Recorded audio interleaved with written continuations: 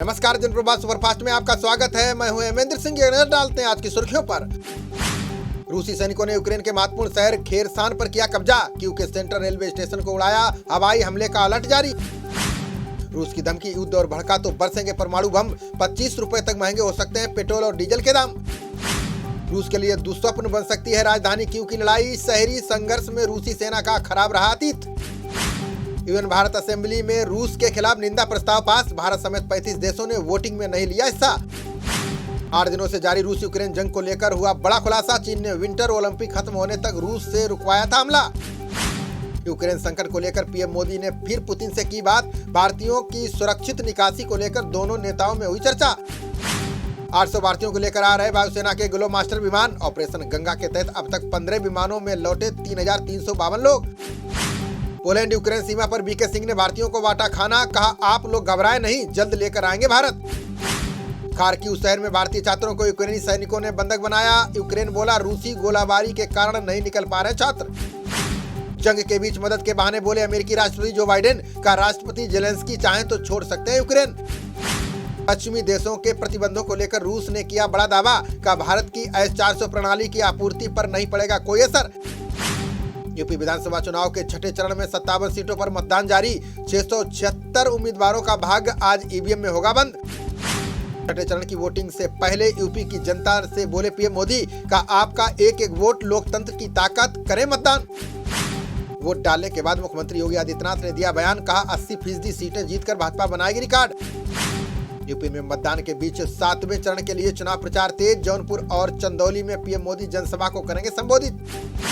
जौनपुर, गाजीपुर और वाराणसी के चुनावी दौरे पर रहेंगे सीएम योगी। वाराणसी में अखिलेश, ममता और जयंत की होगी संयुक्त रैली। अमित शाह आज जौनपुर और मऊ में जनसभा को करेंगे संबोधित। प्रियंका गांधी सोनभद्र और चंदौली में पार्टी के लिए मांगेगी वोट। देश में बीते 24 घंटे में कोरोना के आए 7554 नए मामले। इस दौरान 223 संक्रमित मरीजों की चली गई जान। देश में कोरोना के एक्टिव केस की संख्या हुई 85,680। अभी तक 5,14,246 लोगों की जा चुकी है जान। महाराष्ट्र में मुंबई समेत 14 जिलों में कोरोना पाबंदियों में मिली छूट। 100% क्षमता के साथ चलेंगे रेस्तरां, सिनेमा घर जैसे स्थल। जैसलमेर में 7 मार्च को अभ्यास में वायुसेना दिखाएगी अपनी ताकत। 148 फाइटर जेट भरेंगे उड़ान। पहली बार राफेल भी लेगा हिस्सा।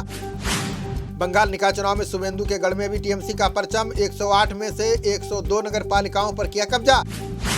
झारखंड के पलामू में ट्रैक पर दौड़ती मालगाड़ी 2 हिस्सों में बटी। कर्मचारियों की सतर्कता के चलते टला बड़ा हादसा।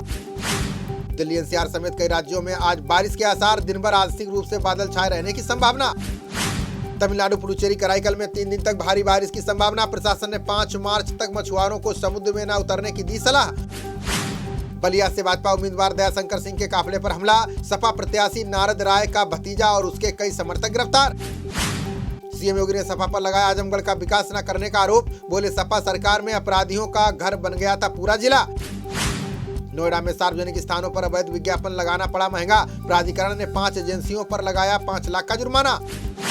प्लास्टिक प्रदूषण को संयुक्त राष्ट्र पर्यावरण सभा ने बताया गंभीर समस्या के हल को कानूनी और बाध्यकारी संधि को बताया जरूरी। त्वरित कार्रवाई के लिहाज से यूपी में गौतम बुद्ध नगर कमिश्नरेट अव्वल। पीआरबी वाहनों द्वारा कम समय में लोगों को मिली शीघ्र सहायता। जल प्रदूषण पर ग्रेटर नोएडा की हाउसिंग सोसाइटी पर बड़ी कार्रवाई। सुपरटेक के इको विलेज 1 पर लगाया 1 करोड़ का जुर्माना। एमए अंतिम वर्ष के छात्रों के लिए खुला जामिया मिल्लिया इस्लामिया। कोरोना मामले कम होने के 2 साल बाद कैंपस जाएंगे छात्र। तेजस्वी यादव ने बिहार की नीतीश सरकार को बताया सर्कस। बोले, सांप्रदायिकता के प्रति उदासीन बनी हुई है नीतीश सरकार।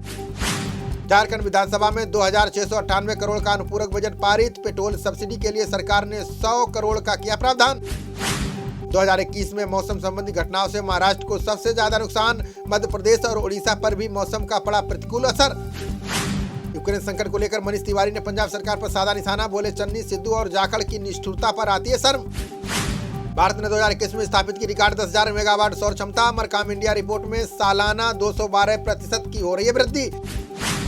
नवाब मलिक के इस्तीफे को लेकर बोले डिप्टी सीएम अजीत पवार। का मलिक पर मंत्रिमंडल से बाहर होने का नहीं डालेंगे दबाव। गुजरात भाजपा के बजट सत्र को लेकर विधायकों को जारी किया व्हिप। विधानसभा में बजट के दौरान वोटिंग की मांग कर सकती है कांग्रेस। ममता बनर्जी का वाराणसी में हिंदू युवा वाहिनी ने किया विरोध। प्रदर्शनकारियों ने जय श्री राम के नारे लगाते हुए दिखाए काले झंडे।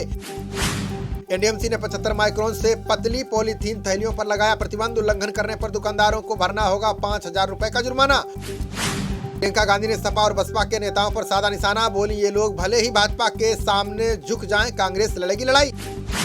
पूर्वी दिल्ली, नोएडा और गाजियाबाद से इंडिया गेट जाना होगा आसान। यातायात के लिए प्रगति मैदान वाली सुरंग इसी माह हो जाएगी तैयार।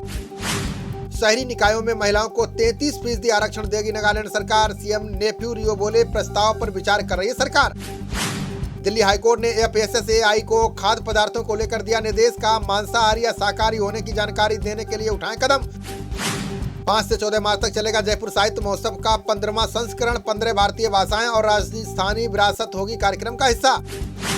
बिहार विधानसभा में नीतीश कुमार ने गिनाई सरकार की उपलब्धियां। बोले, पुलिस और प्रशासनिक तंत्र से खुश हैं प्रदेश के लोग।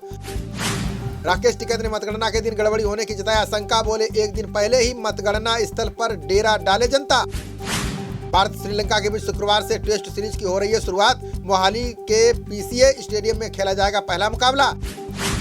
श्रीलंका के खिलाफ पहले टेस्ट में पुजारा की जगह ले सकते हैं गिल। श्रेयस अय्यर और हनुमा बिहारी में किसी एक को मिलेगा मौका। खबरों का सिलसिला जारी रहेगा, देखते रहिए जनप्रवाद। नमस्कार।